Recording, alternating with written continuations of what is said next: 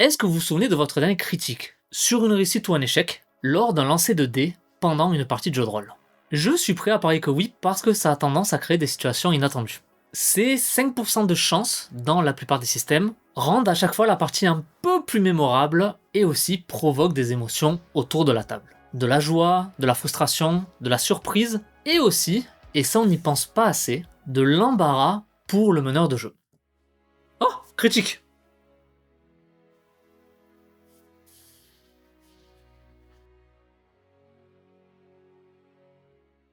Pourquoi je dis ça? Quand un meneur ou une meneuse demande un jet à sa table, il a déjà plus ou moins prévu ce qui allait se passer en cas d'échec ou de réussite. Mais c'est difficile, et souvent inutile, d'anticiper à chaque fois les conséquences si ces jets étaient associés à des critiques. Certains systèmes vont prévoir le coup, notamment en combat, mais dans la plupart des autres situations, ça va être au meneur de déterminer l'issue de l'action. Et en tant que tel, dans ces situations, on aimerait récompenser ou punir un tel résultat de manière inventive et marquante. J'en ai déjà parlé, je suis actuellement en train de mener une table ouverte en marge de l'Ouest en utilisant le système de Dragonbane. Cette campagne est beaucoup axée sur l'exploration et le voyage, et donc pour parcourir ces terrains inconnus, les aventuriers ont besoin de voir ce qui les entoure. Du coup, tout naturellement, une des joueuses à ma table, lors d'une expédition dans les collines de Bélifar, a voulu vérifier si elle apercevait peut-être des trucs intéressants autour d'elle et de son groupe. Je lui demande donc un jet classique de perception, et la bougresse, elle fait un critique. Donc je lui décris en détail les plaines et les forêts environnantes, en lui donnant des éventuels points d'intérêt visibles. Et pour récompenser sa réussite critique, j'ai la bonne idée de lui dire ça. Au sud-ouest, au-dessus des montagnes, tu aperçois quelque chose qui vole au milieu des nuages. Moi, innocemment, à ce moment-là, je voulais juste indiquer que dans cette région rocailleuse, il y avait des dragons. Sauf que eux, ni une ni deux, en regardant la carte, ils se sont demandé... Attends, les hexagones sur la carte là, c'est 10 km? Du coup, les montagnes, elles sont à 1, 2, 3, 40 bornes. Elle fait quelle taille ta bestiole pour être visible à cette distance? Eh bien, c'est à cette question que l'on va répondre aujourd'hui. Générique.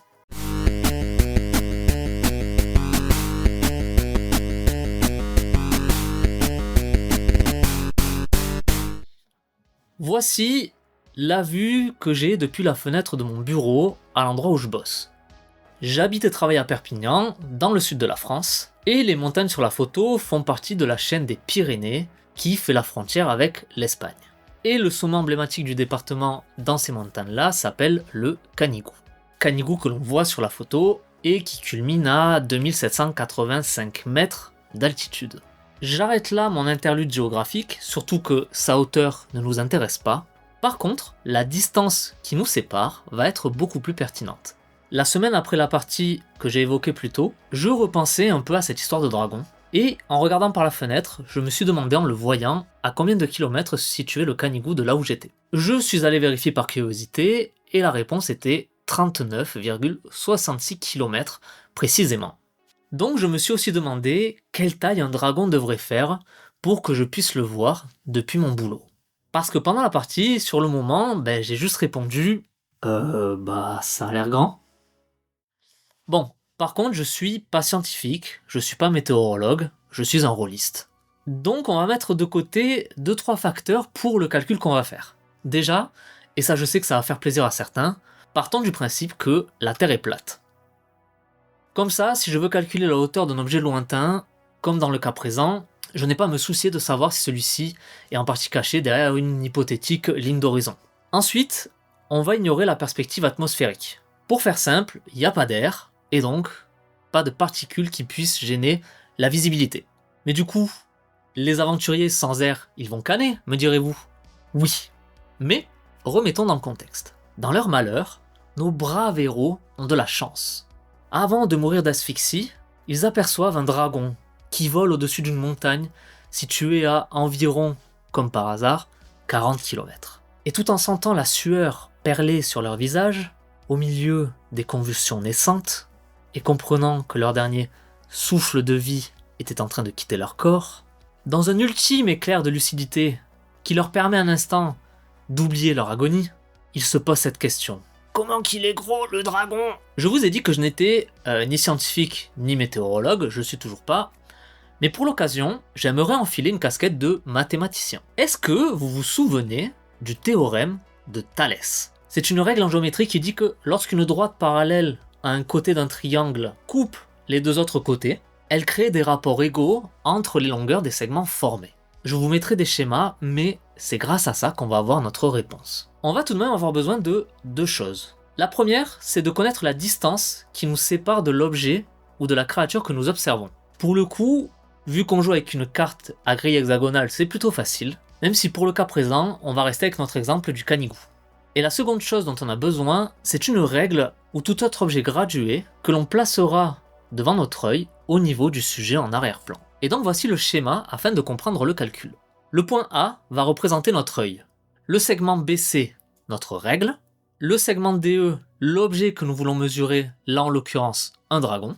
Le segment AE représente la distance qui nous sépare du dit dragon, 39,66 km. On est plutôt en sécurité pour l'instant. Et le segment AC va représenter la distance entre notre œil et la règle, ici. Donc le théorème de Thalès explique que si BC et DE sont parallèles, alors AC sur AE égale BC sur DE. AC et AE, on les a, DE c'est ce que l'on cherche, et je vous ai dit que BC c'était la règle, oui mais c'est plus subtil que ça. BC va représenter la taille du dragon dans notre vision, comparée à la graduation de la règle. Bon là la caméra ne veut pas faire le point parce qu'elle le fait sur mon visage, mais imaginons ici qu'il y ait une graduation là et une graduation là, ça fera en sorte que mon visage ferait par rapport à la règle 2 cm. On voit bien que c'est pas le cas, mais c'est cette vision-là qu'il faut avoir en tête pour notre calcul. Imaginons je regarde la montagne en mettant la règle à 10 cm de mon œil. Quelle taille, sur la règle toujours, pourrait mesurer le dragon? Dans mes descriptions en partie, j'avais indiqué que c'était quand même très petit. Donc disons un demi-millimètre. C'est vraiment un point minuscule dans notre champ de vision, mais je rappelle qu'il s'agissait d'une réussite critique, donc c'est mérité. Et pour le calcul, on va tout convertir en mètres et réaliser simplement un produit en croix. AC, distance œil règle, 0,1 m. AE, distance œil dragon, 39 660 mètres. BC, hauteur du dragon reportée sur la règle, 0,0005 mètres. Ce qui nous donne, alors là je reprends mes notes, 0,1 sur 39 660 égale 0,0005 sur DE. Et donc avec un produit en croix, on arrive à DE égale 39 660 mètres multiplié par 0,0005 mètres, le tout divisé par 0,1. Et ça nous donne donc un résultat de 198,3 mètres. Je me retrouve donc dans ma campagne avec un cracheur de feu de 200 mètres de haut. Tu te fous de ma gueule? Non mais disons que c'est l'envergure, voire c'est en longueur, de la tête à la queue. Genre ça va, non? Et du coup, ça a combien de PV ce machin? Voilà. Alors, je fais semblant d'être blasé, mais en vérité, je suis trop content que ça se soit déroulé comme ça. Surtout que l'un des personnages à ma table est un érudit ultra curieux qui voudra certainement aller le voir. Donc ça pourrait donner lieu à une séance plutôt sympa. Hâte quand même que ça arrive. Ah d'ailleurs j'ai un cousin dans les montagnes là. Ça vous dirait pas de faire un petit tour rapide? Pas longtemps.